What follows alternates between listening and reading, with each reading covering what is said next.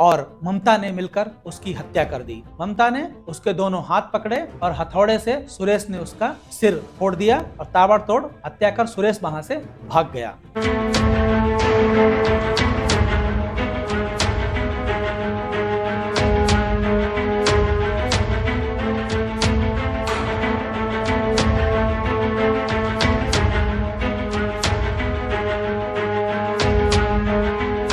नमस्कार दोस्तों, आज हम आपके सामने एक ऐसी कहानी लेकर आए हैं जो मोहब्बत और रिश्तों की उधेड़-बुन में इस तरह से बुनी हुई है कि उसकी परिणति कत्ल के रूप में सामने आती है। अभी तक आपने एक्स्ट्रा मैरिटल के मामले सुने होंगे महानगरों में या उन बड़े बड़े शहरों में जहां मीडिया या इस तरीके की चीजें बहुत ज्यादा हैं और लोग इसे फैशन समझते हैं। उनमें इस तरीके की कोई चीज नहीं मानी जाती है कि अगर एक्स्ट्रा मैरिटल अफेयर्स हैं तो इसे फैशन और मॉडर्न माना जाता है। लेकिन अब ये चीज महानगरों से निकलकर उन गांवों तक पहुंच गई है जहां पहले तो 10 साल पहले टीवी और रेडियो भी नहीं हुआ करते थे, लेकिन अब वहां एक्स्ट्रा मैरिटल अफेयर्स के लगातार चर्चे हो रहे हैं और हालात यहां तक पहुंच गए कि इस एक्स्ट्रा मैरिटल अफेयर्स को लेकर कत्ल की वारदात हो गई। हम बात कर रहे हैं बरेली के सिरौली क्षेत्र की। बरेली से सुदूर करीब 40 किलोमीटर दूर एक गांव पड़ता है बरसेर का भूड़ा। वहां की ये वारदात है और ये वारदात वाकई दिल दहला देने वाली है। रिश्तों की ऐसी कहानी है, इसे सुनकर आपको भी लगेगा कि अरे तो हमारे बगल में ऐसा हो रहा था। बात कर रहे हैं हम भूड़ा के सुरेश पाल की। सुरेश पाल ने 12 साल पहले बिहार की एक युवती से शादी की थी। इसके बाद वो युवती को अपने घर लाए। अच्छे से उनका जीवन चल रहा था, दोनों कमा खा रहे थे। इसी दौरान उसके 3 बच्चे हुए, 2 बेटे हैं और 1 बेटी है। 3 साल पहले पड़ोस के रहने वाले होतम पाल से महिला की दोस्ती हो गई। होतम पाल सुरेश के घर आता जाता था, दोनों दोस्त थे और इस दोस्ती में जो महिला है ममता, उसकी भी होतम से दोस्ती हो गई। अब सुरेश पाल जब घर पर नहीं होते थे तब भी होतम आता था और दोनों एक दूसरे से मिलते जुलते थे। महीनों से ये चल रहा था। लगातार जब की जाती है तो कॉल लॉग बुक भी देखी, उसमें भी एक दिन में कई बार उसने उसको कॉल की थी। सुरेश ने उसे पहले तो बहुत समझाया, मनाया कि देखो हमारा परिवार है, हमारे 3 बच्चे हैं, क्यों हम अपने परिवार में आग लगा रहे हैं, क्यों अपना परिवार बिगाड़ रहे हैं। लेकिन प्रेम में पागल ममता ने उसकी एक न सुनी, उसे ही उल्टा डांटा।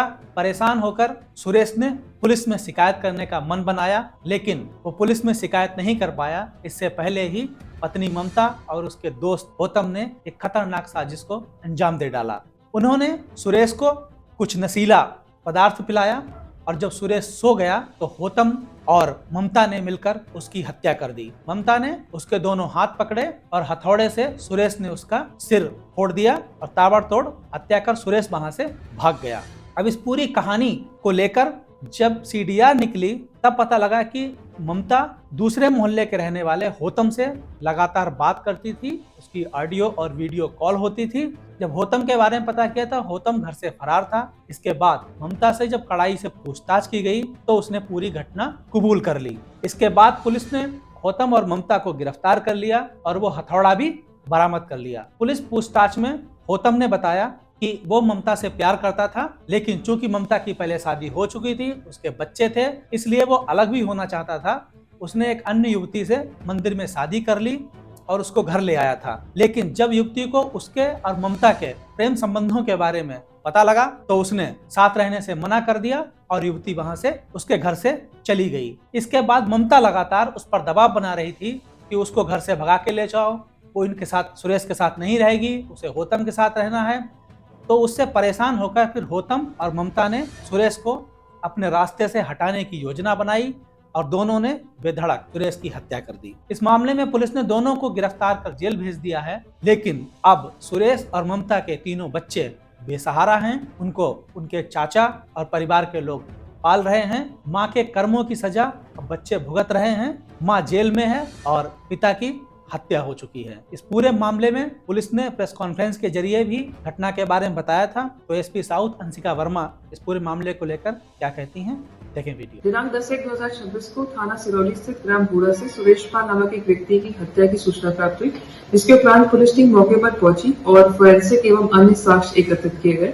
जब गहनता से जांच पड़ताल की गई तो यह ज्ञात हुआ कि यह हत्या मृतक की पत्नी ममता और उसके प्रेमी होतम द्वारा कारित की गई है, जो कि पिछले 3 वर्ष से प्रेम प्रसंग में थे। इसके अतिरिक्त यह भी ज्ञात हुआ कि इनके द्वारा एक सिम प्रोक्योर किया गया घटना कारित करने के लिए, जिसको घटना के तुरंत बाद ममता द्वारा नष्ट कर दिया गया। ममता और नूतन दोनों को आज गिरफ्तार कर लिया गया। इनको माननीय न्यायालय के समक्ष पेश किया गया है। इनके पास से आला कत्ल भी बरामद कर लिया गया है। संपूर्ण प्रकरण में अग्रिम विधिक कार्रवाई की जा रही है।